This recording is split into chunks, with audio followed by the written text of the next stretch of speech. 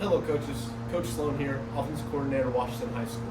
Today we're going to be going over our buck sweep. So typically, the easiest way for us at the high school level to run like a pin and pull scheme is through buck sweep. So I like to take a lot of whenever someone like starts talking about pin and pull, what's an easier way to explain it? Similar to if you've seen my zone video, what's an easier way to explain it at the high school level? For us, pin and pull, the easiest way to explain it is buck sweep. So over here we got our stack with our quarterback and tailback, and we got an under front. So both our guards are going to be pulling in buck sweep. It just kind of gives us, hey, this is routine. We can teach something, we can keep something going. So this tackles rule, we know we are trying to reach this defensive end. So this tackle is going to reach this defensive end. So we want this play to hit wide.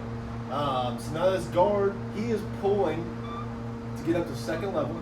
Okay. This center is now reaching this play side tackle, defensive tackle.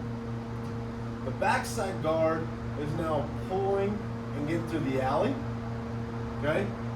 And this backside tackle is going to do his best to reach this tackle. It's going to depend on our grade. If we call a positive penetrator, then yes, we want to attack him. If we say he's a negative penetrator, we're probably going to have him go to this backside wheel.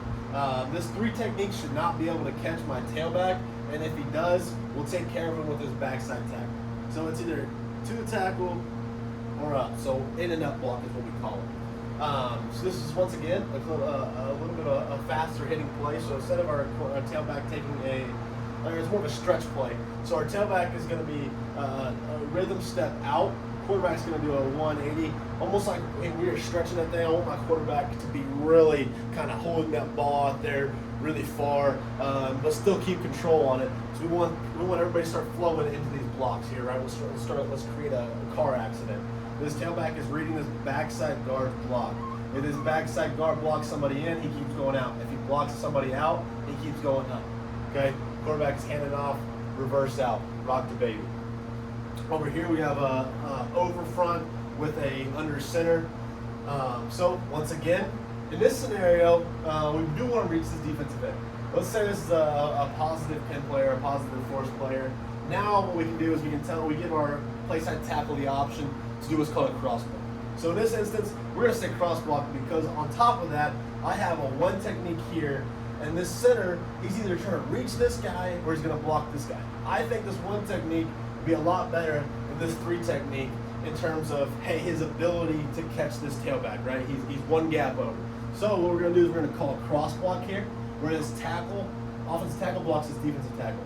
This guard is now pulling and reaching this defensive end. Center is now going to down block.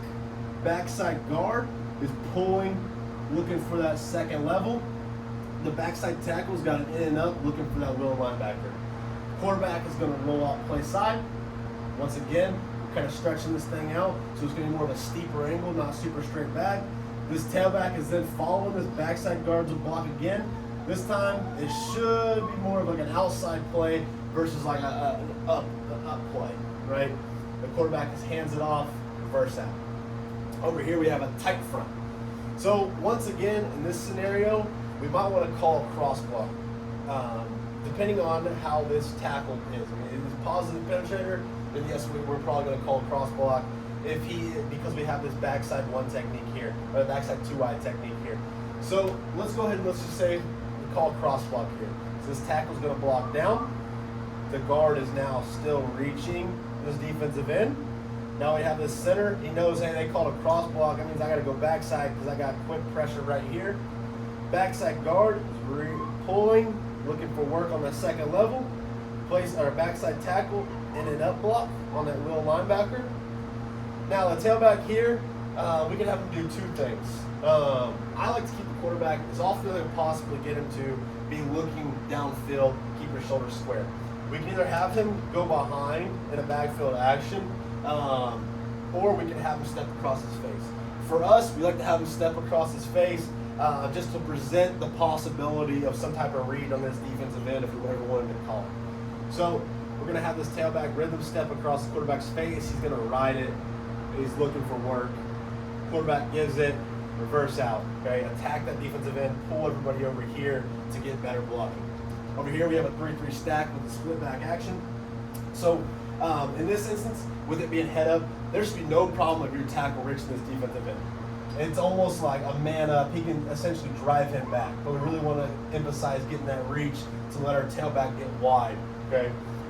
This guard is now, that guard is now pulling, looking for work on that second level. This center is going to have a one-on-one with that nose tackle. Backside guard is pulling again, and he's either looking in or out. Okay. This backside tackle is now in and up. Okay. So if we define this middle linebacker as like a heavy pursuit, that's where we'll tell, hey, this backside guard, you need to check inside before we look outside. But he's always going to be told, hit the nearest threat. So our backfield action for this is going to be a flash fake across the face with our H-back, who's going to bash this backside defensive end. Our tailback is now looping, okay? So our quarterback's footwork is going to be flash fake, 180, reverse out, tailback once again following that backside guard, leading straight up through. Once again, that is Buck Sweep. Coach Sloan here.